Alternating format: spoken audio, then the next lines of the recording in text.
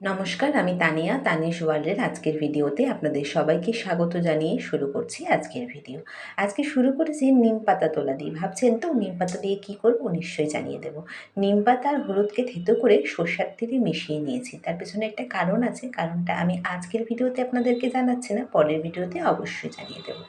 এখানে আজকে রান্না করব সম্পূর্ণ নিরামিষ, তাই জন্য আজকে মুগ ডাল আমি হালকা করে কড়াতে ভেজে নিয়ে যখন লাল হয়ে গেছে গরম জল দিয়ে ঢেলে ওটাকে ঢাকা দিয়ে বয়েল হওয়ার জন্য ছেড়ে দিয়েছি। তারপর চলে এসেছি দৈনন্দিন কাজ বাসন মাজা, যেটা আমার একদম পছন্দ না, আপনাদেরকে আগেও বলেছি। কিন্তু দেখুন, বাড়ির কাজ তো আমাদের করতেই হবে। তো বাসনগুলোকে ভালো করে মেজে নিচ্ছি। আমাদের ৩-৪ দিন ধরে আমরা নিরামিষ খাচ্ছি, সেটার কারণও আমি আপনাদেরকে পরের ভিডিওতেই জানাতে পারবো। খুবই দুঃখিত আজকে এই ভিডিওতে জানাতে পারছি না, তবে নিশ্চয়ই আপনাদের সাথে শেয়ার করব। তো ওই যে নিম আর হলুদ আর তেলটা আমি রেডি করেছি, ওটা আজকে ছেলেকে মাখিয়ে আমি স্নান করাবো। তো তেলটা রেডি হয়ে গেছে, আপনাদেরকে তো দেখিয়ে দিলাম। এভাবে তেল আমরা কিন্তু বাচ্চাদের জন্য ব্যবহার করতে পারি, খুবই ভালো হয়। তো তেলটা রেডি করে না কিছুক্ষণের জন্য রেখে দিয়েছি। নিম পাতা আর হলুদ দিয়ে তেলটা করলাম ওটা। এখানে বাসনগুলো পটপট করে ধুয়ে নিয়ে চলে যাব রান্নার কাজে। গিয়ে দেখছি ডালটা আমার বয়েল করা হয়ে গেছে। তো আজকে একটু ভেজ ডাল বানাবো, সেজন্য গাজর আর বিনস এগুলোকে আমি তেলের মধ্যে ভালো করে আগে ভেজে নিয়েছি।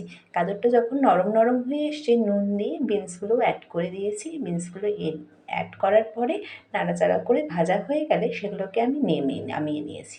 দেখতেই পাচ্ছেন অন্যদিকে আমি ভাতও বসিয়ে দিয়েছি। এবারে ডালে ফোড়ন দেওয়ার জন্য তেজপাতা আর শুকনো লঙ্কা, ৫ ফোড়ন আর ২টো এলাচ আর আদা, এটাকে ভালো করে ভেজে নিয়ে যখন একটু ভাজার ভালো গন্ধ পাওয়া যাবে, তখন ভেজানো কিশমিশ দিয়ে আমি এখানে যে ভেজিটেবলসগুলো ভেজে রেখেছিলাম সেগুলো অ্যাড করে দিয়েছি। আপনারা চাইলে এখানে অন্য ভেজিটেবলসও অ্যাড করতে পারেন। এবারে সেদ্ধ করা মসুরির ডাল দিয়ে দিয়েছি হলুদ, আর নামানোর সময় সামান্য চিনি। ব্যাস, ভেজ ডাল রেডি। ডালটা নামিয়ে নিয়ে এবারে রান্না করবো ভেবেছিলাম একটু কাঁকরোল ভাজা। কাঁকরোল ভাজাটা আর আপনাদেরকে কী দেখাবো, হালকা করে কাঁকরোলগুলো হলুদ আর নুন মাখিয়ে হালকা করে ভেজে নিয়ে কাঁকরোল ভাজাটাও রেডি হয়ে গেছে। আর আজকে একটুখানি ভেন্ডি রান্না করব, কারণ আপনারা তো জানেন আমার ছেলে ভেন্ডি খেতে ভালোবাসে।